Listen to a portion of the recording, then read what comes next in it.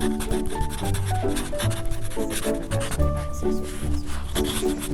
sorry, go.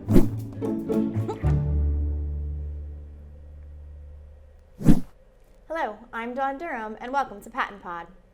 Our students with visual impairments require accessibility tools to allow for access to the learning. There are many accessible features through Google that we are hearing more and more about. Joining us today on PaTTANpod to talk about some of the considerations for using technology with this population is Ting Su, a TVI and assistant professor from San Francisco State University. Thanks, Ting, for joining PaTTANpod. I appreciate it. Thanks so much for having me. Help me understand a TVI. Walk me through that. Well, I identify as a teacher of blind and visually impaired students, shortened to teacher of visually impaired students, or even better, TVI. TVI, excellent. So we hear a lot about classrooms going Google. Mm-hmm. What are the advantages and disadvantages of this happening in our classrooms? I would say the advantages and disadvantages are actually one and the same. So it comes down to about three pieces. I like to think about infrastructure a lot, so I start with the infrastructure. The great thing about Google and going Google is that it creates an infrastructure for technology and digital learning. So it creates virtual environments for all teachers to disseminate materials and all students to engage in that virtual classroom. It really promotes teachers' use of technology, both in general education and special education. It promotes the use of more digital media, which also has its affordances and limitations. And then finally, it engages all the learners in every classroom to use technology and engage with the same media. So those are some of the advantages, but then the flip side of that is when you have infrastructure that's in the digital environment, or when you have infrastructure that's in the digital environment, you have to think about how things are designed and how they're built for accessibility. So while teachers are more aware of Universal Design for Learning, or UDL, sometimes that doesn't necessarily align with accessibility. Okay. So for example, teachers might be using a lot more images or video content for learning, doing more PowerPoints or slides. But if those media are not actually properly formatted for accessibility, instead of it being universally designed, it becomes universally excluded, universally excluding blind or visually impaired students from accessing the environment and accessing those media. And then a lot of our visually impaired students, traditionally they don't want to use technology that makes them look different. Or the technology that they use is very isolating because it's big and bulky and kind of those specialized devices and technology. So with classrooms going Google, students are able to use technology at the same time as all their other peers are.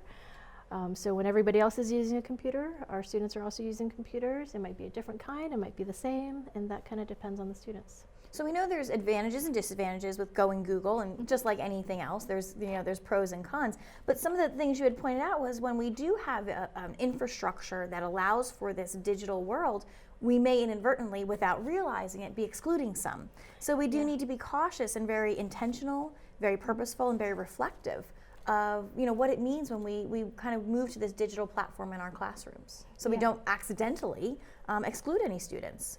Yeah, absolutely. And these mindsets and considerations come from the top down, actually.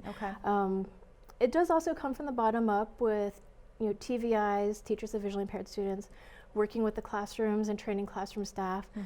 But we also are situated now to do some training from the top down so that administrators or IT directors and people who are part of that procurement process, they have this opportunity to really ensure that everything is accessible in that digital environment. But they need to understand what those considerations are when procuring digital curricula or materials or apps even. So they need to be knowledgeable. They have to have a depth of knowledge about accessibility to ensure that what they're putting in place is accessible for their students. Yeah, and interestingly, it's nothing different from the world outside of education.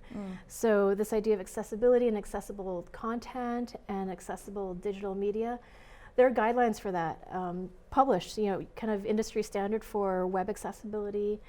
WebAIM, so WEBAIM is a great website that details how you're supposed to format digital media for accessibility.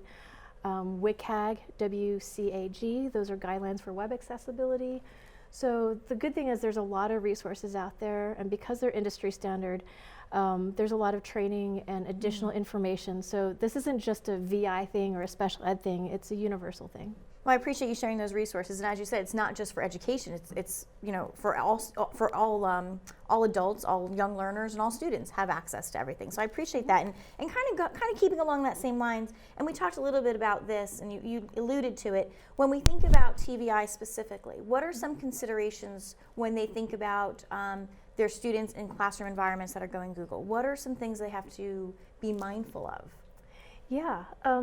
I think the role of the TVI in classrooms, and especially digital classrooms, is shifting a little bit. Okay. So traditionally, TVIs have been charged with, making sure there's accessible educational materials, with the focus being on providing large print or braille materials. And now I like to rethink of TVIs as being accessibility facilitators. We're facilitating access to the learning environment, access to the materials, but above all else, we're facilitating access to information. So the information could take multiple forms, whether it's text, images, videos, spatial concepts, data literacy, data spatialization. It's a little bit broader than just media or just, large print or braille. So we have to think about how students conceptualize information and what information access is. Because everything is so digitally mediated, we have to make sure that is also universally accessible. And again, kind of aligns with the broader scope of accessibility. People who have power of accessing information have power in a room. I like how you referred to being a facilitator of accessibility, because I think that is a mind shift in the way we think about, as you had said, we used to think of it as just ensuring that a student had large print or braille, but it's so much more than that, especially now in this digital environment, that whether a classroom is going Google or not, we're just, we're exposed to all this digital media. And so I think that's a key point to make, is that it's a facilitator of accessibility. So I think that's a key point. And I would venture to guess, and maybe you can help me clarify this, we want all practitioners to be a facilitator of accessibility, right? Absolutely. Not just those who are the expert as a TVI, but we want all of our folks in the field, in classrooms and administrative roles, to really think through that accessibility piece and facilitate that for their students and their families.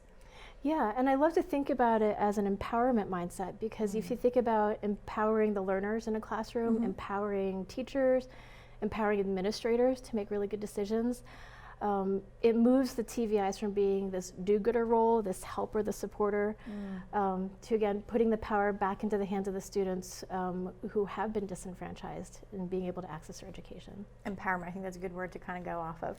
I wanted to switch gears for a little bit here and pivot a bit to when we think about scaling up a student's digital literacy skills. Yeah. What does that look like? How do I do that? This is actually one of my favorite things to talk about, is scaling up digital literacy skills. In my opinion, I think we need to think about it in terms of a 3-year plan. Okay. So for our students who don't incidentally learn about technology, meaning they can't watch somebody use technology and learn about that, we have to think about what that early exposure to technology means. So for sighted students, they can see a sighted teacher using a printer, or sending something off to the printer and it spits out a sheet of paper.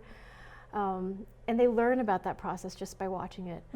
For our VI students, whether they're low vision or totally blind, they don't have that similar access, or they don't hear a teacher using a device with a screen reader or hearing that auditory feedback of what's happening. And so they need that explicit instruction and introduction to even just how things work. So when I think about the 3-year scaling up plan for digital literacy, Year 1 is just getting that incidental exposure, getting those playful opportunities to just interact with how stuff works in technology and how information can be presented in different ways. And then Year 2 is maybe experimenting with different tasks that can be done with technology. And then finally, Year 3 is when you don't need to think about the technology, but you can just focus on accomplishing the task. So understanding that there's that 3-year scaling up plan, we really have to start early and think about how we can introduce technology to students, again, in that incidental, playful way, but we might have to do it a lot earlier than typically sighted kids might be playing with technology. So thinking about those that kind of 3-year plan, if you had indicated for that scaling up, is really it's a year of exploration, Yeah. and a year of experimentation, and then a year of really applying what you did, kind of with some automaticity and some feedback to assist with that. So I think that's a good insight to have. So thank you so much. Great. We're so glad you stopped by PaTTANpod. I want to ask you, and we ask this of all of our guests, and I think it would be so valuable to hear your insight. We want to inspire others to grow educationally. What advice might you offer those in the field to kind of put them on that path? Wow. I think my best advice would be to consider or reconsider our role so that by empowering students, we can put students in charge of their own accessibility. Rather than having our students rely on sighted assistance, how do we empower our students to take charge of their own learning and not just access, but engage with their own learning and create media for themselves and for others and take on leadership roles. Empower students to take care of their own, to be in charge of their accessibility, to take on leadership roles, to put themselves first and saying, this is who I am and this is what I need. So I think that's a great empower students. I think that's a great piece of advice. So thank you so much. Thank you. So we're so glad you stopped by PaTTANpod. You were able to share some really good insight into thinking about this phenomenon, which we know is going on with these classrooms going Google, and understanding the pros and the cons and how we think about those considerations carefully for our students. So thanks so much for that. Great. Thanks for having me. Thank you to all of you in the field. You inspire educational growth in your students every day. A special thank you to John Ragsdale for producing this podcast. We'll see you next time on PaTTANpod.